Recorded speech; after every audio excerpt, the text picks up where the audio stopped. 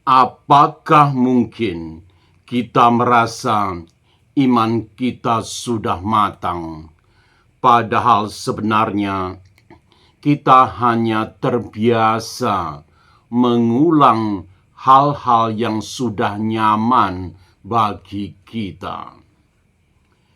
Jangan-jangan yang membuat kita berhenti bertumbuh bukan karena Tuhan berhenti berbicara, tetapi karena kita merasa sudah cukup mengerti. Makna tersembunyi Alkitab menggali mutiara-mutiara kehidupan yang tersembunyi dan terpendam dalam kitab suci.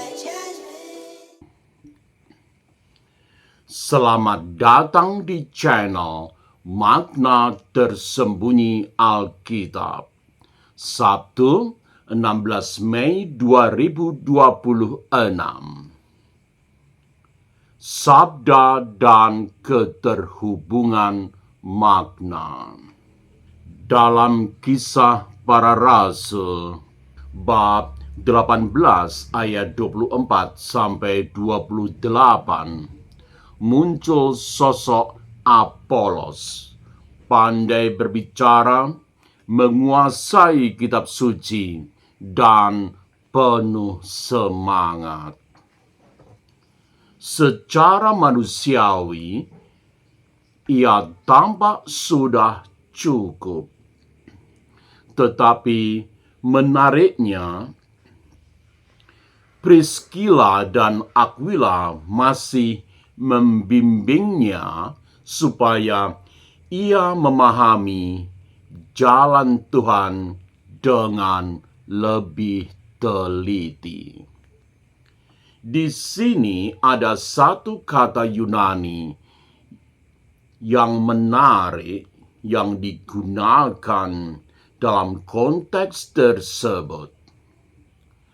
Akribes, artinya dengan lebih cermat, lebih mendalam, lebih tepat.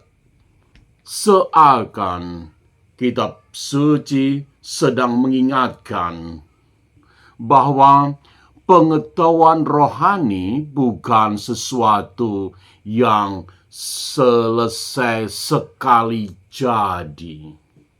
Selaras dengan itu, dalam Injil Yohanes bab 16 ayat 23b sampai 28, Yesus berkata bahwa apa yang diminta para murid dalam namanya akan diberikan oleh Bapa. Sebelumnya, Yesus juga menegaskan bahwa para murid belum mampu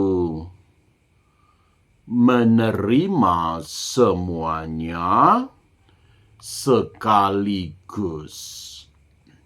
Artinya, bahkan kedekatan dengan Yesus sekalipun tidak membuat manusia langsung memahami seluruh kebenaran. Sementara itu, Mazmur 47 ayat 9 tertulis sebagai berikut. Allah memerintah atas bangsa-bangsa.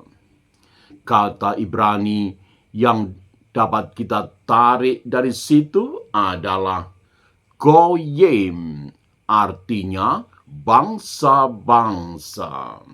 Semua umat, bukan hanya satu kelompok kecil. Disitulah letak kejutannya. Allah selalu lebih besar daripada lingkaran pemahaman kita sendiri. Belajar dari Bapa Gereja. fides quaerens intellectum. Iman yang mencari pengertian.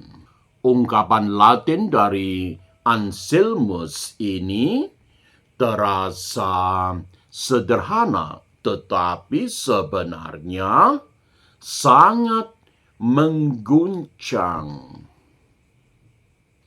Iman di sini bukan digambarkan sebagai keadaan sudah selesai memahami. Sebaliknya, iman justru terus mencari. Pemikiran ini mengalir dari gagasan Agustinus bahwa manusia tidak pernah bisa sepenuhnya menguasai pengetahuan tentang Tuhan dengan pikirannya sendiri. Bukan Tuhan yang harus muat di dalam pengertian kita. Kitalah yang terus diperluas oleh Tuhan. Sharing, kalau dipikir-pikir, ada godaan besar dalam hidup rohani. Merasa aman karena sudah familiar dengan bahasa iman. Saya misalnya mengetahui doa-doa.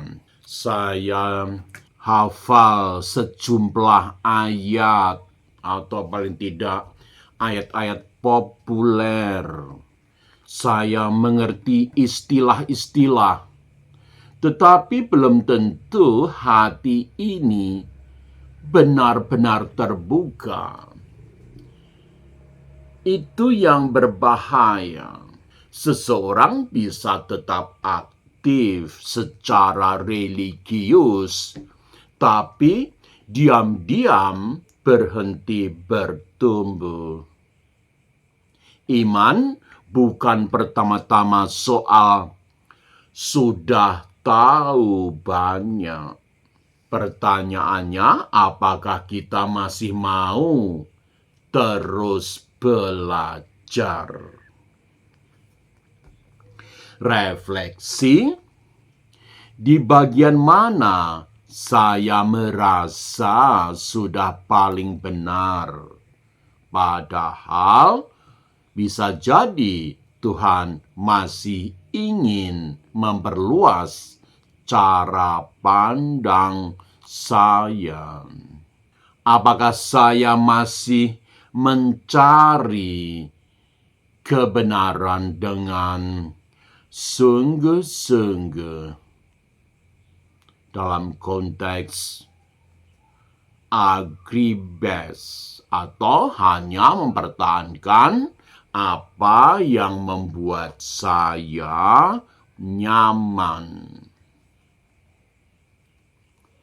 Apakah saya sungguh percaya bahwa Allah adalah Tuhan bagi semua bangsa?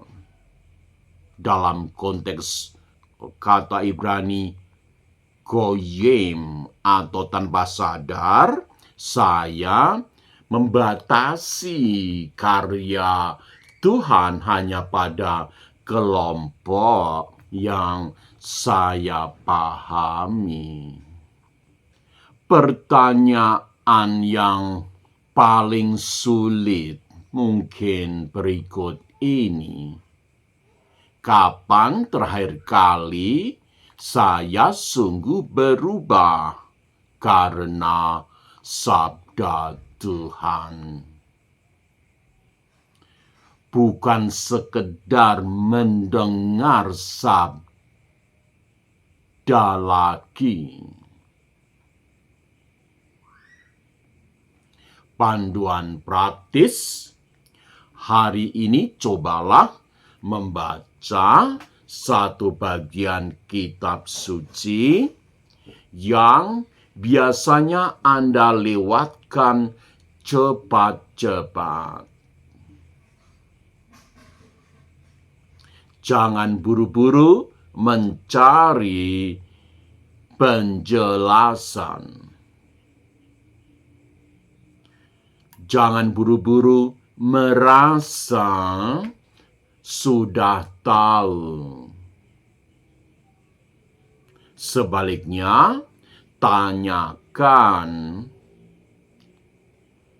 kepada Sang Sabda sendiri. Tuhan, bagian mana? Tuhan, bagian mana dari diriku yang masih perlu Engkau ajarkan melalui bacaan tadi? Lalu perhatikan bagian mana yang membuat Anda tidak nyaman, bagian mana yang menantang kebiasaan Anda, dan bagian mana yang diam-diam menyentuh hati Anda.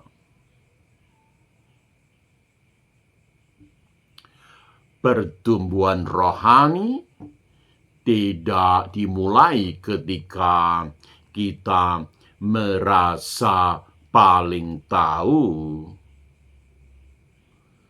tetapi ketika kita cukup rendah hati untuk senantiasa kembali belajar.